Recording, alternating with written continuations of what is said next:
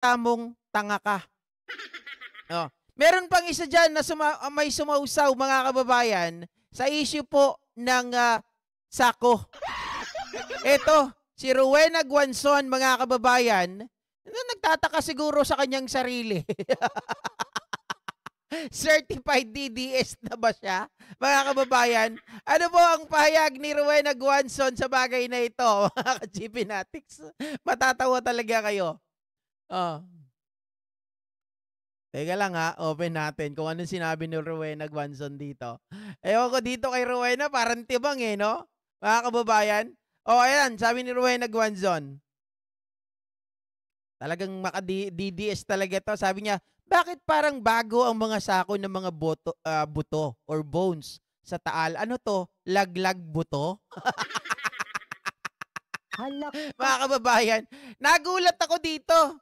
Diba? Napakagaling, mga kababayan. I do believe isa ring abogado etong si Rowena Guanzon.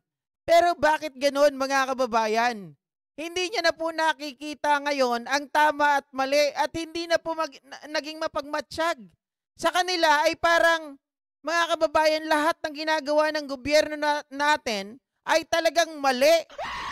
Diba? Kahit tama, ang tingin ng mga ito ay gawa-gawa lamang. Tanim ebidensya, tanim buto. Sino ba ang nagsimula ng tanim buto? O tanim ebidensya rather.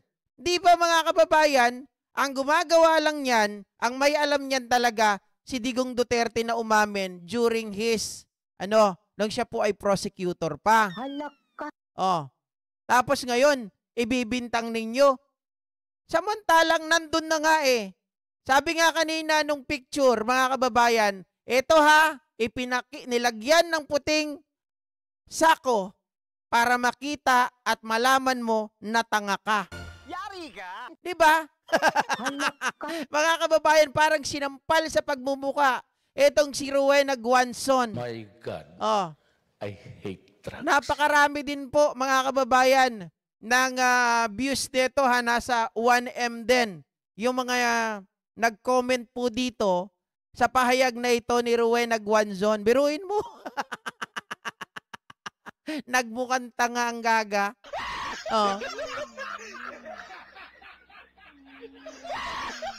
Sabi ni tropang tanga daw ang mga BBM shit dito. Sino kaya ang mukhang tanga talaga? Sige nga, tingnan nyo nga. Sasabihin ninyo na yung sako bago. Samantalang kitang-kita naman, nung ito po ay kinuha doon sa Taal Lake, titigan nyo kasi. Malalabo na ba yung mga mata nyo? Daig nyo pa ako samantalang, mga kababayan, kung pinapanood nyo palang maigi, makikita nyo yung sako ay sobrang itim. Kaya nga sabi tong sa picture, ang caption, pinalitan ang sako para makita mo na tanga ka. Diba?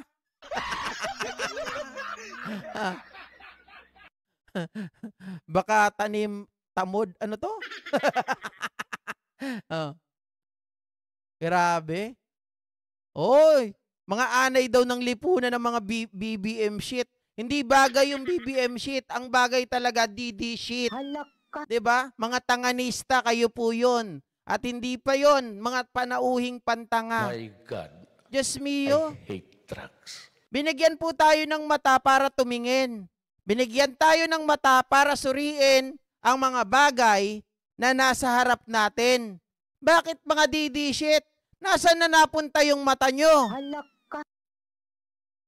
Ano nang nangyari dyan sa paningin ninyo? Siguro kailangan nyo nung kumain ng kalabasa. Kasi wala na kayong nakikita. Diba? Lahat mali. Ang gusto nyo lang makita yung pabor sa inyo. Pero yung mga bagay na nakikita nyo na ginagawa ng gobyernong ito para mahagilap at magkaroon ng hustisya, yung mga kababayan natin ay ginagawa nyo pa ng kwento at naratibo na negatibo.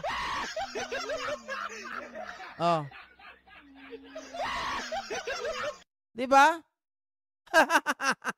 Halatang halata kayo, mga maka-Duterte. May makita lang kayo Sasabihin nyo, bago? Ano to, tanim buto? Laglag buto? Hindi, nalaglag yung mata mo. Kaya wala ka nang makita. Diba? Baka naman natakpan na ng pera. O, yung mga DD shit dyan. Kaya alam ko naman marami kayo dito, 4,000 tayo kanina. Ang nakalike lang, 628. Maliwanag na maliwanag, ang mga nanonood dito ay mga DD shit na walang kwenta. Oh. Sabi ni Michael Aluwag, JP, kung napansin mo, dito na sila nanonood sa atin dahil wala nang kwenta doon sa kanila, correct. Tapos papansinin na lang nila, mga kababayan, kung ano yung kino-content natin, tapos maghahanap na lang sila, kagaya niyan, maghahanap sila ng butas. Yung butas na nakita nila, nagsama-sama sila at ipinapakita na nga sa inyo ng picture na kayo ay isang tanga. Oh. Tama ka, boss. Malabo na mabago, malabo na mabuksan ng isip, malabo na makaunawa, malabo na. Malabo pa sa tinta ng pusit. 'Di ba? Ni Sara Duterte ang mga mata nila, ang mga paningin ng mga ito. Mga kababayan, biruin nyo. Sa bagay, sabi nga nila, simple lang naman maging DDS. Ang requirement, maging tanga araw-araw, minu-minuto, sigo-segundo, oras-oras. Yun, certified DDS ka na kagaya ni Guanzon, mga kababayan. Isa na ring certified tanganista, certified, mga kababayan, panauhing pantanga. Sabi ni Lachman Barwani, kung katangahan lang ang pag-uusapan, hindi pa uhuli ang mga DD shit. Yun nga po yung requirements nila. Di ba, Ma'am Susana Gander? Anong fake news pa mo, tirang bahala? Bulag ka ba talaga? Ayan na nga, oh. Bakit parang bago ang mga sako ng mga buto bones sa Taal? Ano to, laglag buto? Ano to, sa akin nang galing? Gawa-gawa ko lang to? Gunggong. Hindi ako may gawa niyan. Yung mga DD shit. Diba? Oh, DD shit yan si Guanzon eh. Pati yung kanina na pinapakita ko. Kasi, puntahan nyo yung mga vlogs ng mga DDS dyan, mga kababayan.